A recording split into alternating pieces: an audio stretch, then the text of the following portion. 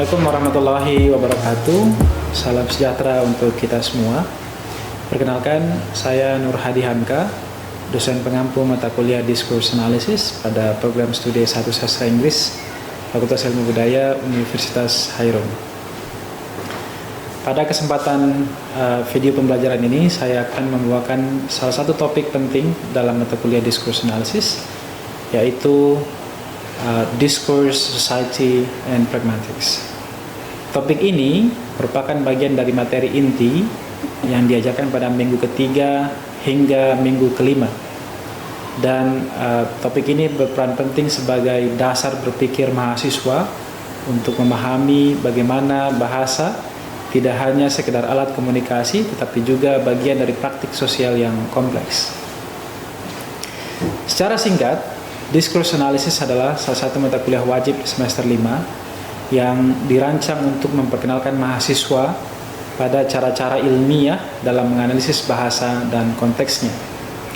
Dalam mata kuliah ini, mahasiswa tidak hanya akan mempelajari struktur dan fungsi bahasa, tetapi juga akan diajak mengkritisi bagaimana bahasa membentuk makna, mencerminkan kekuasaan, membangun identitas sosial, serta bagaimana teks dan ujaran digunakan dalam berbagai domain kehidupan. Rangkaian materi dalam perkuliahan ini mencakup konsep dasar discourse, kajian pragmatik, analisis percakapan, penggunaan grammar dalam wacana, hingga pendekatan analisis wacana kritis atau critical discourse analysis. Secara umum, capaian pembelajaran mata kuliah ini mengacu pada beberapa elemen utama dalam CPL program studi sastra Inggris, yaitu yang pertama, sikap profesional dan tanggung jawab akademik, kemudian yang kedua, pengetahuan tentang teori-teori linguistik terapan, yang ketiga, kemampuan berpikir kritis dan logis, dan yang terakhir tapi tidak kalah penting adalah keterampilan menganalisis teks secara kontekstual dan ilmiah. Lebih spesifik lagi, minggu ini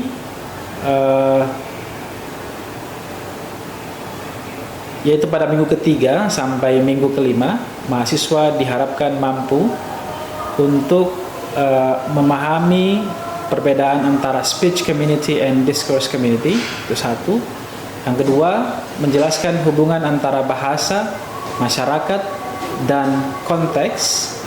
Dan yang ketiga, dan ini menurut saya paling penting juga, adalah mengidentifikasi unsur pragmatik seperti implikatur, deiksis, dan kesantunan berbahasa dalam wacana.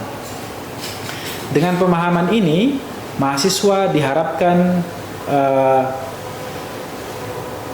tidak hanya dapat menjelaskan konsep-konsep tersebut, tapi juga mampu menerapkannya secara kritis dalam berbagai situasi komunikasi yang mereka hadapi. Kemudian, kita mungkin akan bertanya, kenapa materi ini relevan atau penting? Dalam kehidupan sehari-hari, seringkali kita menggunakan atau menerima ujaran yang secara permukaan terlihat biasa saja. Namun, sebenarnya mengandung makna sosial atau maksud tersembunyi yang cukup kuat. Misalnya ya, ketika seseorang berkata, "Kamu nggak nyapu ya?" Kalimat ini bisa jadi pertanyaan biasa, tapi dalam konteks tertentu, ujaran ini bisa bermakna sindiran, perintah halus, atau bahkan bentuk tekanan sosial. Contoh lainnya dalam interaksi antar budaya, kesalahan memahami deiksis atau ketidaksadaran terhadap strategi kesantunan dapat menimbulkan salah paham, bahkan konflik. Inilah mengapa memahami pragmatik dan konteks sosial sangat penting bagi siapapun yang belajar bahasa, terutama dalam studi discourse analysis. Dalam video pembelajaran ini, saya akan menyampaikan materi secara bertahap sebagai berikut. Yang pertama, penjelasan tentang perbedaan antara speech community dan discourse community, lengkap dengan contoh-contoh aplikatif yang mudah dipahami tentunya. Kemudian yang kedua, pengenalan konsep pragmatik dalam wacana, khususnya 3 konsep utama, yaitu implikatur, deiksis, dan politeness strategies. Kemudian yang ketiga, menganalisis bersama atas potongan teks atau percakapan untuk mengkaji makna-makna yang tersembunyi di balik ujaran atau tuturan tersebut. Dan yang terakhir, beberapa latihan reflektif yang dapat mahasiswa kerjakan, bisa dikerjakan dalam kelas atau di rumah, dibawa pulang, untuk memperdalam pemahaman mereka secara mandiri. Adapun pembahasan tentang konteks sosial dengan kerangka feel, tenor, dan mode dari M.K. Holiday akan disampaikan atau dipelajari secara lebih mendalam pada pertemuan berikutnya.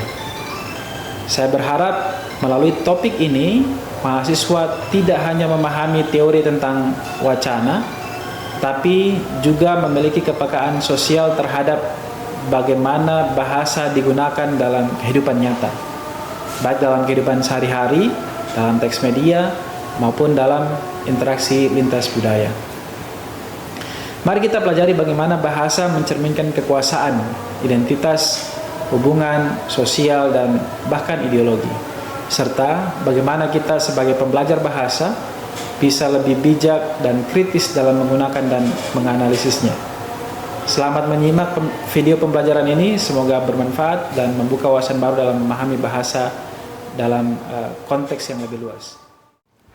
Bismillahirrahmanirrahim. Assalamualaikum warahmatullahi wabarakatuh. Waalaikumsalam warahmatullahi wabarakatuh. Salam sejahtera untuk kita semua. Good morning, everyone. Morning. Thank you very much for coming in today. As of today, this is week 3 of our discourse class. Today, as you can see in the title, Discourse, Society, and Mathematics, as I've told you last week, we're going to talk in details about this topic. But before dive deep into this topic, I'm going to tell you about the learning objective of today. First of all, we're going to identify discourse communities and speech communities. We're going to see the difference between those two types of communities. And then we're going to understand how mathematics works in discourse analysis. And then after that, we're going to talk about how language, context, and discourse play together. So, before going into the main topic, let us hear about the previous lessons about discourse analysis. And you see in the screen, anyone want to talk about what's the definitions of discourse analysis? Yes, Alicia. Discourse analysis is not merely as a study of language structure, but more importantly, as the study of how language is used in real-life context to perform social actions. Very good. Anybody want to add about the definitions? Yes. Discourse guys beyond grammar and vocabulary and is deeply tied to meaning, intention, and social power. So that's a very good answers from Tata and Aisha about the definitions of discourse analysis. Now, anybody want to talk about spoken and written discourse? Yes, Adele. Spoken discourse tends to be more spontaneous, interactive, and supported by non-verbal cues like gesture and tone of voice. Yeah, that is a spoken. Yeah, that's a good idea. What about written discourse? Anybody? Yeah, Akil.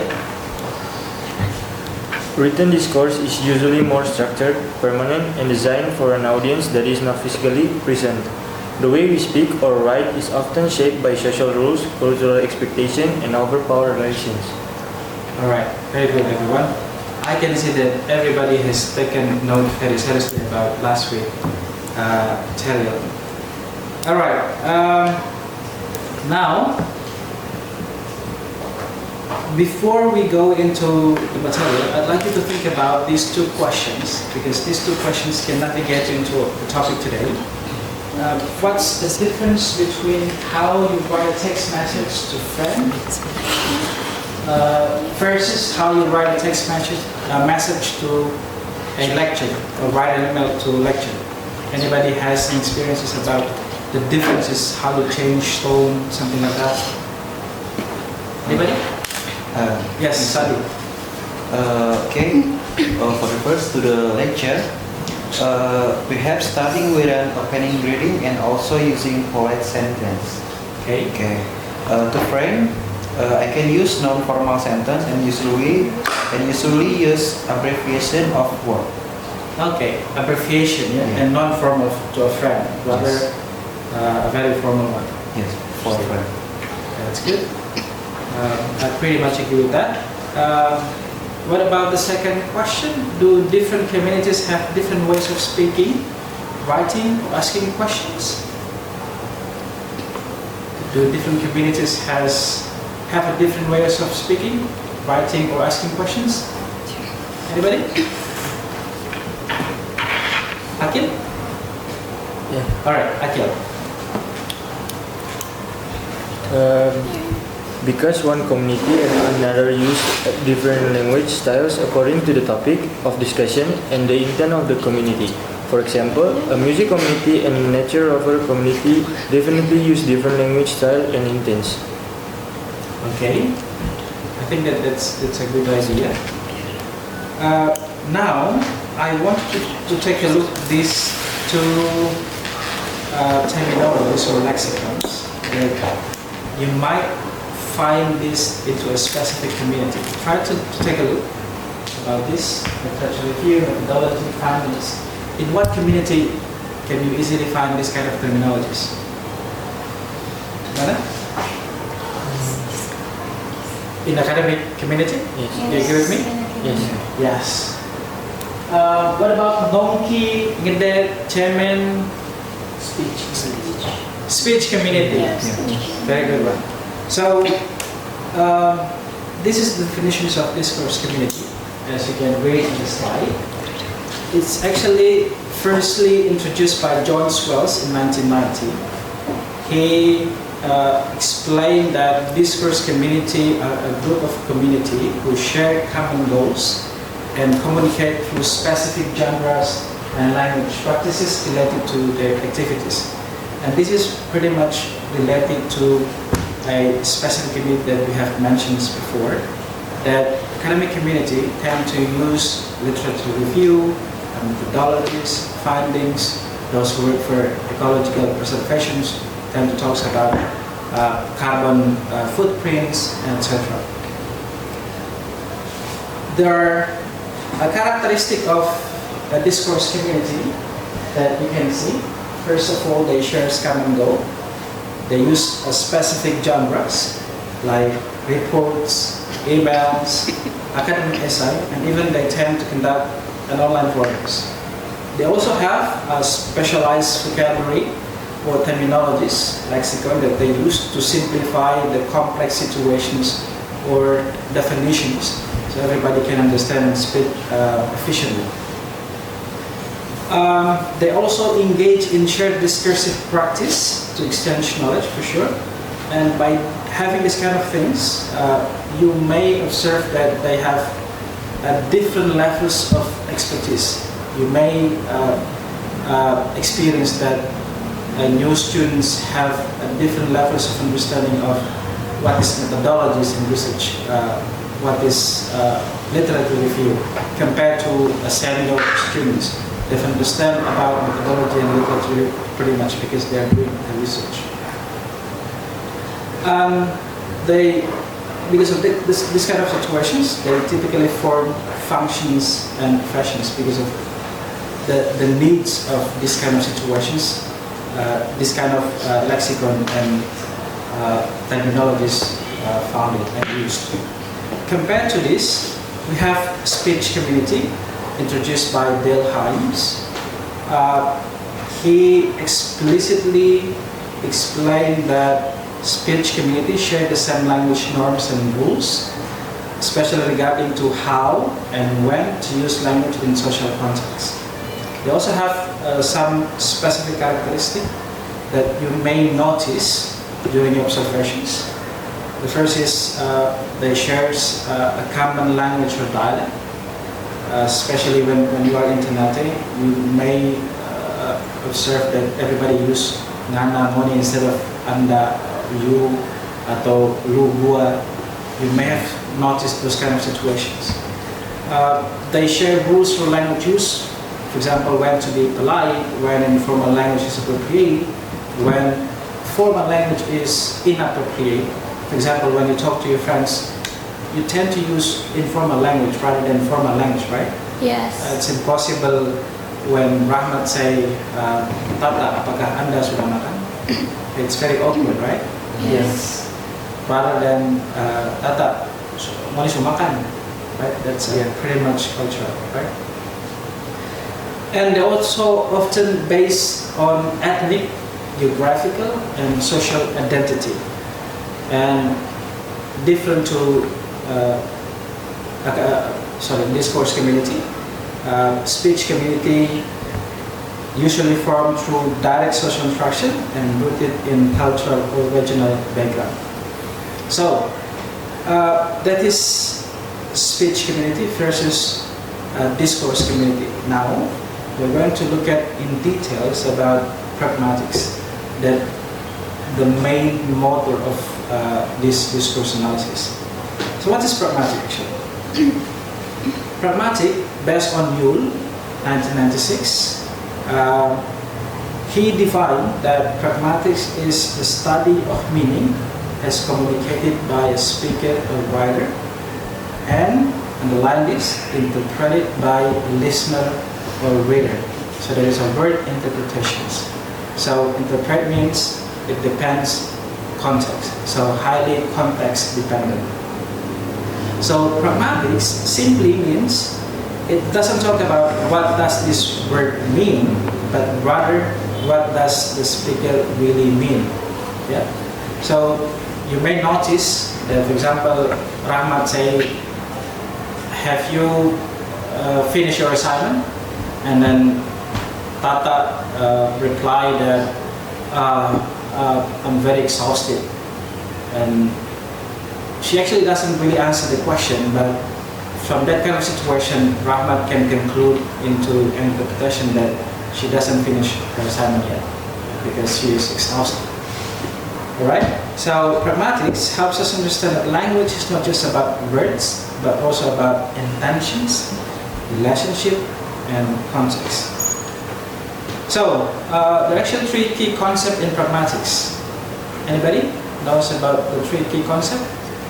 I believe this happens most of the time in your daily life, but today we're going to see what are they. Yeah? Are you ready? Yes. Yes. Yes, sir. Alright. So, the first one is called implicature. Implicature means it's implied meaning. So, for someone say this is the same thing. For example, Sandy, when I say, "Did you finish the assignment?" To Tata, and then Tata said, "Well, I was up all night." What does it mean?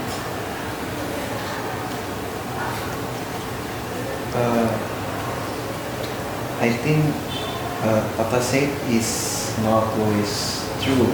Maybe Tata just finished part of the task, or maybe Tata stay up late and forgot to do the task. Alright, that's one perspective, because staying up all night, you have many activities to be done at home, so you can't really have time to finish the assignment. But anybody another perspective about this kind of situation? Imagine your friend asks you, "Did you finish the assignment?" And then your friends reply, "Well, I was up all night." Kalau dalam bahasa Penate, "Ini sudah selesai tugas. Tadi malam saya begadang." In my opinion, Tata finished the assignment because she was up all night. She was up all night Yes, doing the assignment. Very good idea.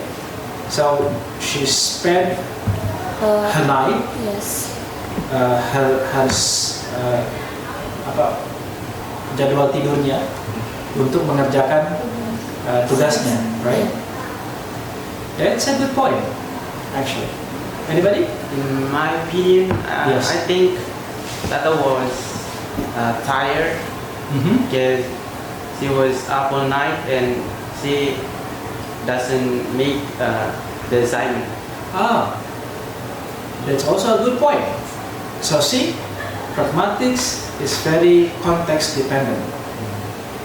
You may have a different opinion because you don't know the context, what's really going to happen, what's really happening to Tata. And she answers, I was up all night. Because you have no idea what's happening, you don't have a context, you have a different perception, right? It's probably different if you are Tata and you are the friend who asked the question.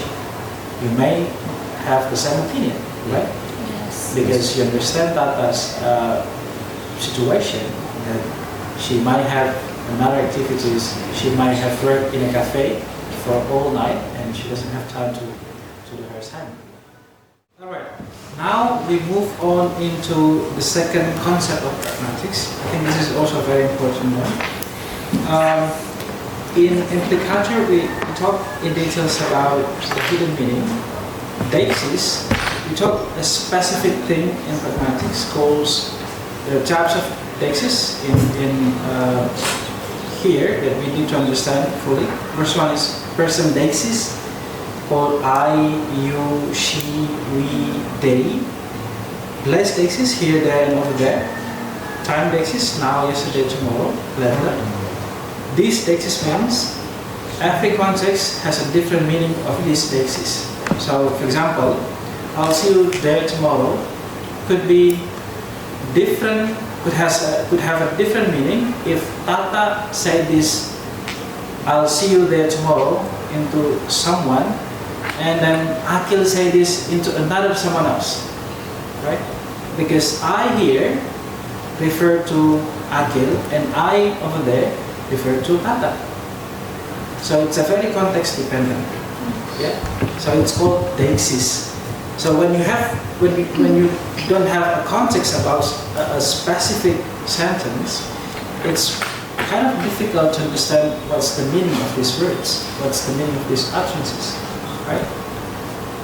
The last but not the least is politeness strategies. This is very famous politeness strategies from Brown and Levinson from 1987. They categorize politeness into types of politeness: positive politeness and negative politeness. We're going to talk in details about this politeness into post-cultural understanding and politeness strategies in other class. But in today's class, we're going to talk only a brief way of politeness studies. This is very deep. But I'm going to talk to you about what is positive politeness. So positive politeness actually, you build closeness and shows friendliness to someone else. So for example, when you want to say something and you want to maintain the relationship and politeness, you probably would say, you're really good at this, but you happy with mine? That's kind of asking things that somebody else wants to do for you.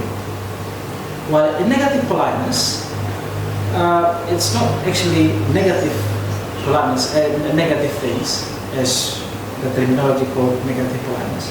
But negative politeness means here, you respect the distance and you avoid imposing.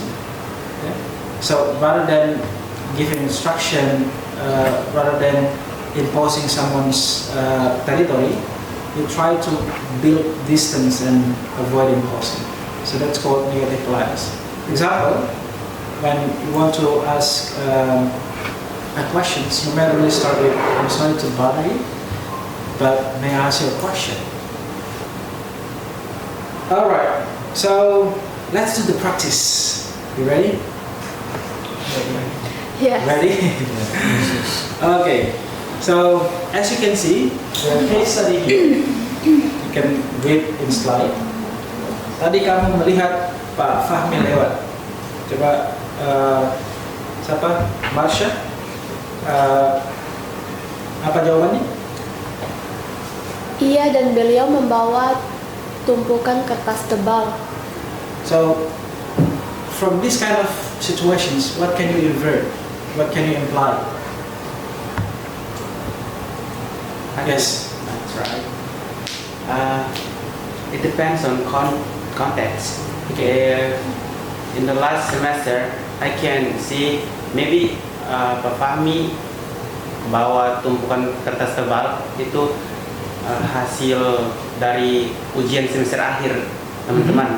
But if I see the context, if yang bertanya itu kakak-kakak angkatan atas, berarti konteksnya dia mau bertanya apakah Pak Fahmi ke ruangan seminar untuk menguji atau dan sebagainya.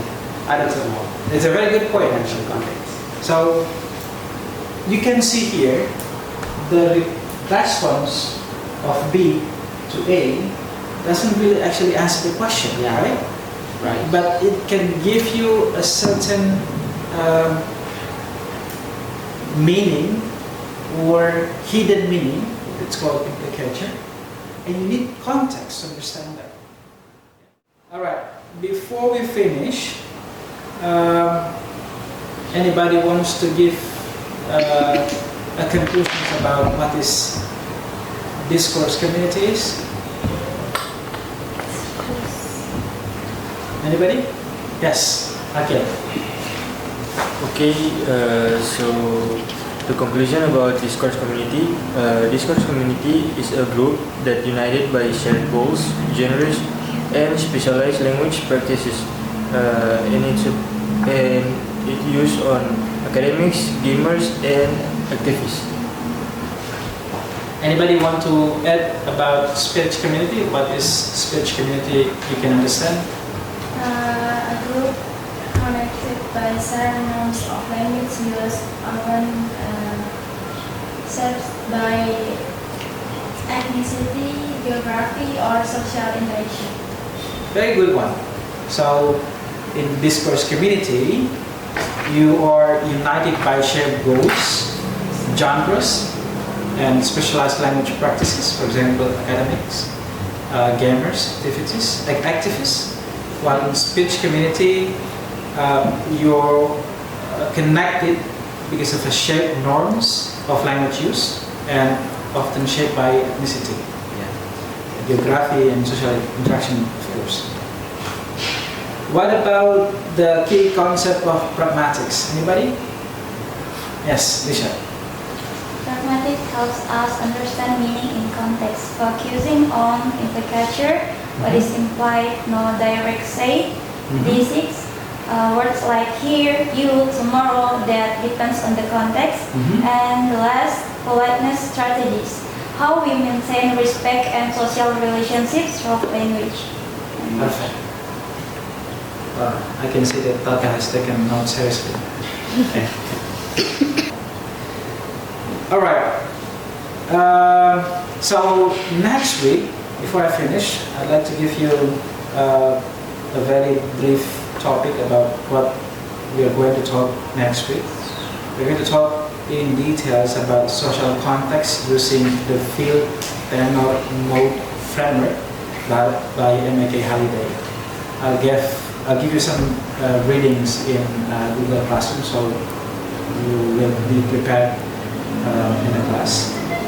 And if you do have some questions, you are free to contact me or email me. This is my contact, Nurhadi Hamka.id.